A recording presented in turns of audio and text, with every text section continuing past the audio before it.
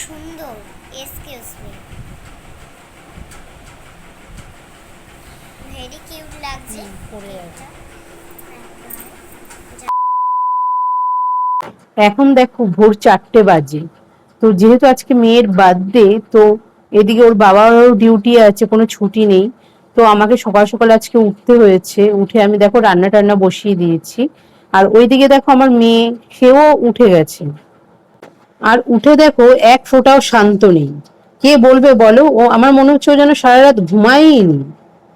তো যাই হোক, আজকে সারাদিন কিন্তু প্রচুর প্রচুর কাজ আছে।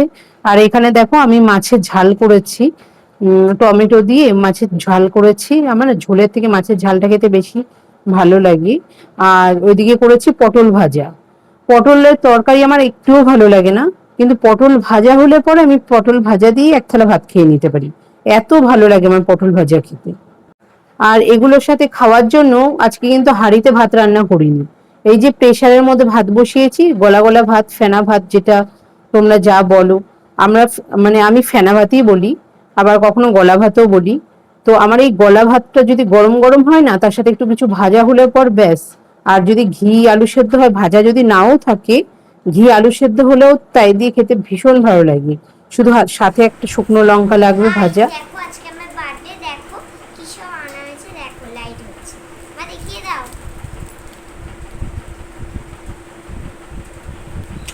চোখ খারাপ হয়ে যাবে।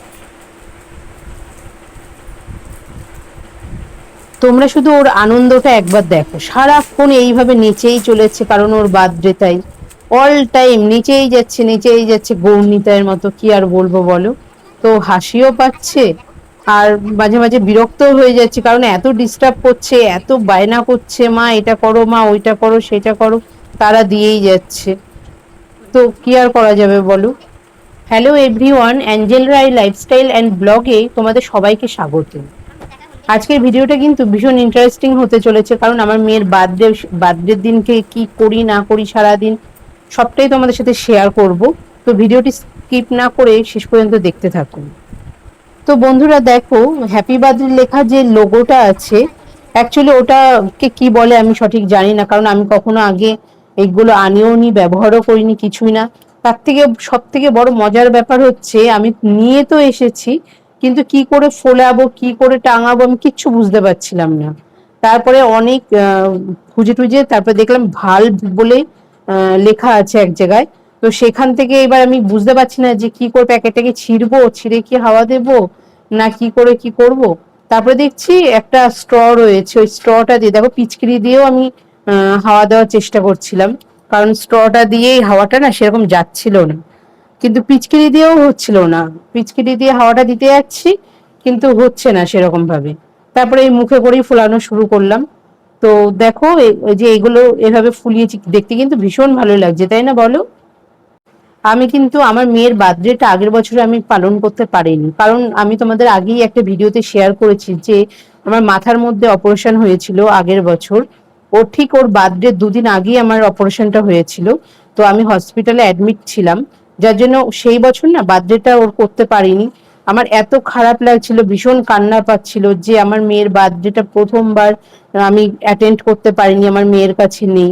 তো সেই কারণে আমি ভাবলাম যে ঠিক আছে চলো, এইবার যে বার্থডেটা হবে সেটা একটু বড় করেই করব। বড় করে মানে আমরা কাউকে ইনভাইট করিনি, ঠিক আছে। তো বাড়ির ফ্যামিলির মেম্বার যারা আছে, তো তারাই আমরা সেলিব্রেট করেছি বার্থডেটা। তার মধ্যে দেখো ওর পাপার কিন্তু ছুটি ছিল না, ডিউটিতে হ্যালো গেছিল আন্টি তোমাদের দাদা রানী, ভাই। তো ও দেখো এসেছে সেই আমায় সন্ধ্যের কেমন সময়, লাগছে দেখতে। তারপরই সেলিব্রেটটা হয়েছে। অ্যাকচুয়ালি সারাদিন আমি মানে এইসবগুলো ফুলিয়েছি, বেলুন টেলুন ফুলিয়ে ঘর দোর সাজানো গোছানো। তারপরে আমার মেয়ের সব থেকে ফেভারিট খাবার কি জানো তো, পছন্দের খাবার হচ্ছে বিরিয়ানি। আর ও আমার কাছে আবদার করেছিল যাতে মাটন বিরিয়ানিটা রান্না করি ওর বার্থডের দিনকে। তো ওর কথা রাখতেই মাটন বিরিয়ানি রান্না করেছি।